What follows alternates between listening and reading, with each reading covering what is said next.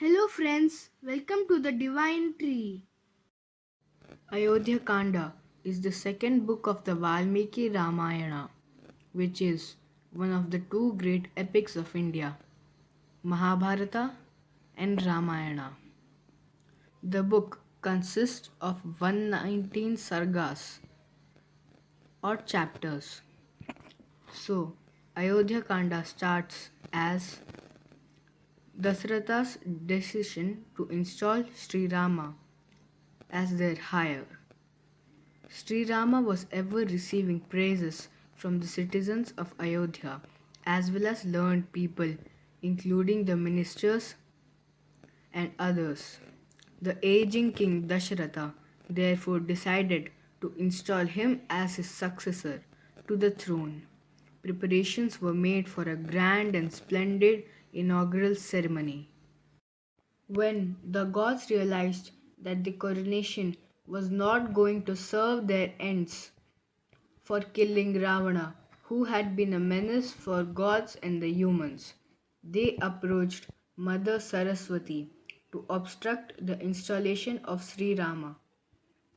Mother Saraswati perverted the mind and speech organ of Manthara, the humpbacked maidservant of Kekai.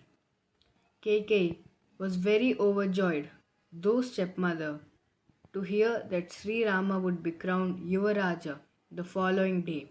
But as Mantra addressed her, her mind slowly changed. Keikei was initially pleased. Mantra convinced her that if Ram came to power, he would exile or kill Bharat in order to eliminate a possible threat to his power, to his throne. Slowly, Queen Keikei's mind was poisoned. Mantra reminded Queen Keikei of the two boons that the king had promised her. Keikei entered the sulking chamber in the royal palace and awaited for King Dasharatha. As King Dasharath arrived, Queen Keikei spoke to Dasharath which surprised the king. She reminded him of the two boons long ago he promised her and claimed two boons.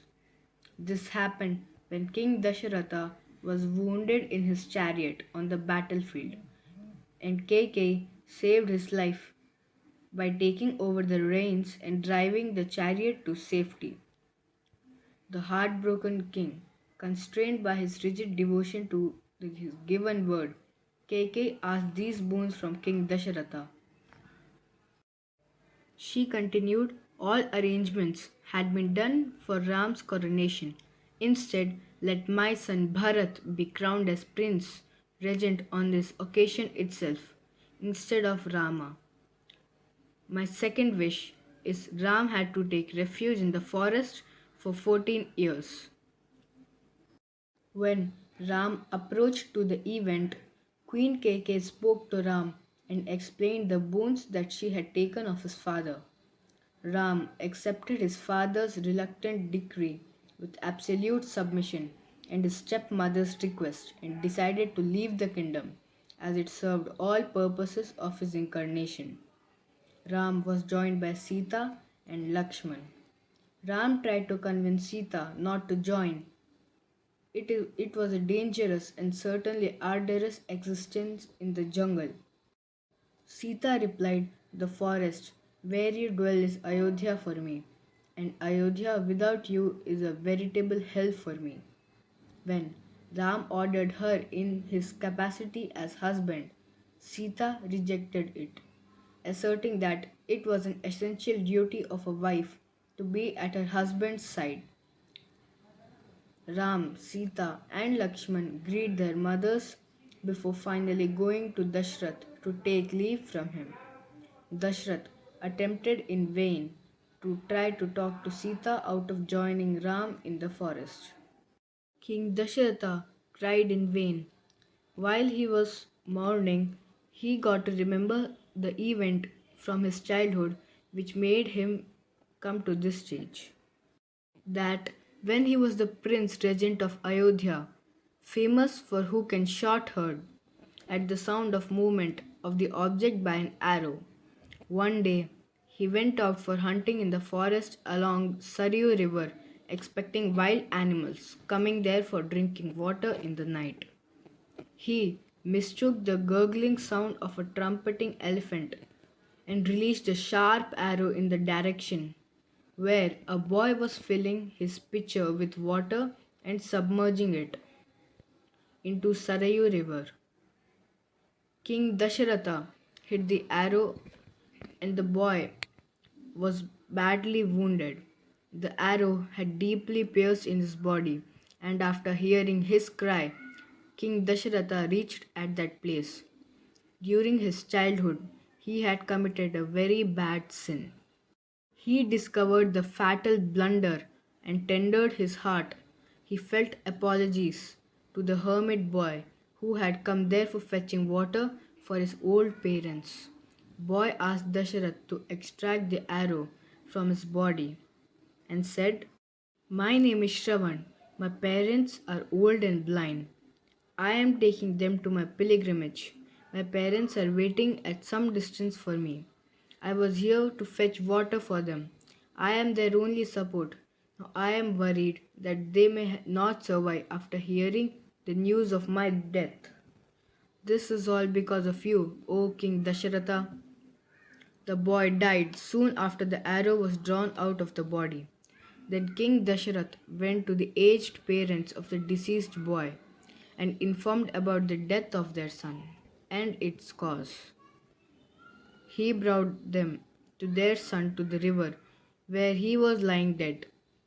The aged couple cursed the king Dasharatha that he too would die of agony caused by separation from his son.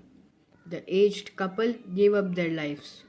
After narrating the story of this, Dasharatha started loudly weeping due to the loss of his son Sri Rama. The residents of Ayodhya joined Ram, Sita, and Lakshman in the bank of Tamasa river. Ram, Sita, Lakshman, and Sumantra escaped from the citizens during the deep night and ventured further into the forest towards Sringavarapur, where they met Guha, the Nishad king. They arrived at Prayag. Ram met with the Rishi Bharadwaj at his ashram. Lord Ram then met Rishi Valmiki, the author of Ramayana, at Chitrakoot. Ram asked Sumantra to return to Ayodhya. On returning to Ayodhya, Dasharath asked Sumantra of whereabouts of Ram. The pain of separation from Ram was too much for King Dasharath, and he passed away, crying Ram's name.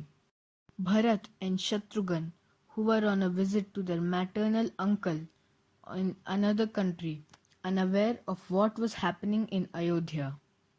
Rishi Vashisht knew that Ram would not return back to his kingdom, and so he immediately sent an envoy to call back Bharat and Shatrughna to Ayodhya.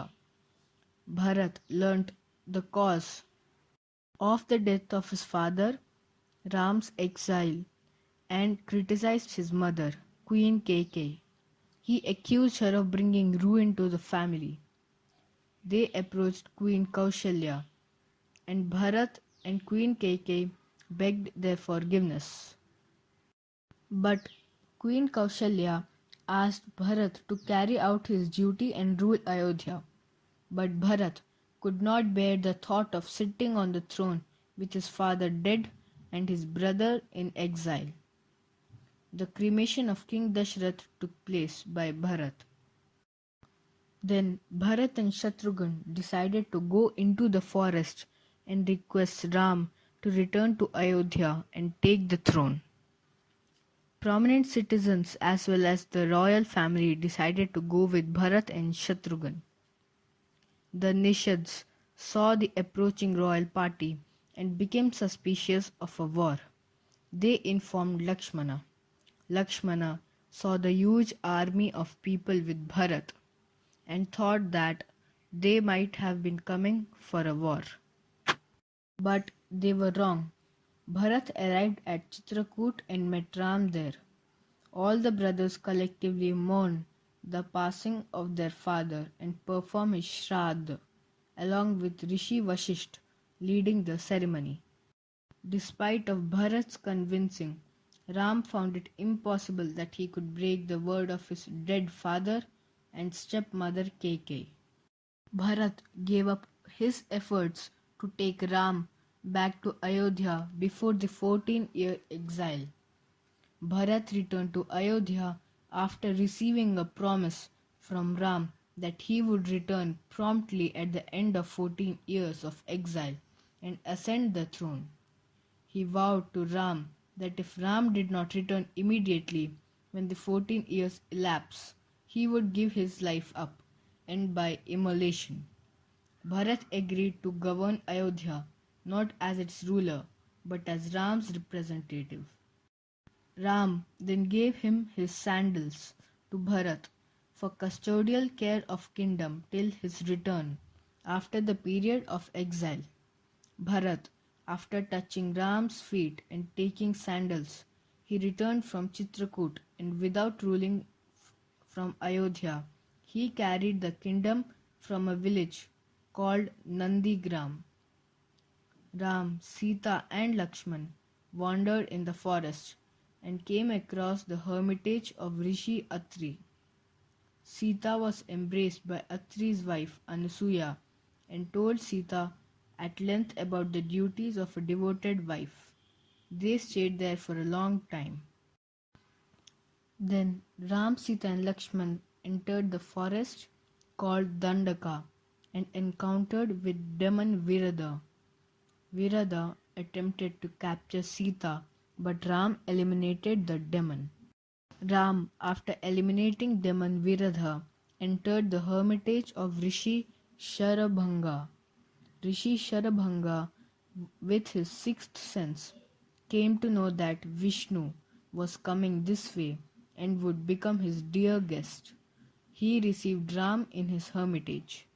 After seeing Ram, Sita, and Lakshman, and also showing next course of their journey, the Rishi entered the yogic fire and ascended to Brahma's abode. Then Ram, Sita, and Lakshman arrived at the hermitage of Rishi Sutiksna. After spending night in, in the heritage of Rishi Sutiksna, the next day morning, bidding farewell to them, Rishi Shutikshna expressed concern about the demonic activities in the Dandaka Aranya, by whom these forests had been turned stockyards for heaps of dead bodies, bones, and skull of rishis. Continuing on their journey through the forest, Ram, Sita, and Lakshman entered the hermitage of Rishi Agastya. Rishi Agastya was also waiting to receive Ram for a long time and received them with all honors, perceiving Ram as Vishnu incarnate.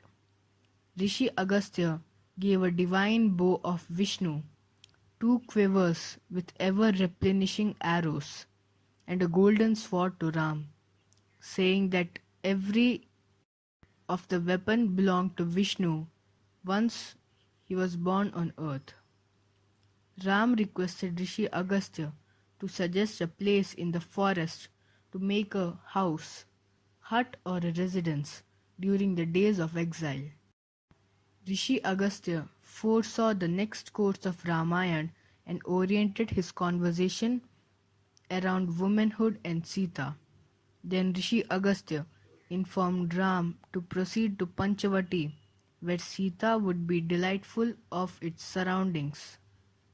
Ram, Sita, and Lakshman on their way to Panchavati came into contact with Jatayu, the mighty eagle, and informed Ram that he was a friend of King Dasharath and would like to help Ram in exile. This is the end of the second mighty chapter of the Valmiki Ramayana, the Ayodhya Kanda.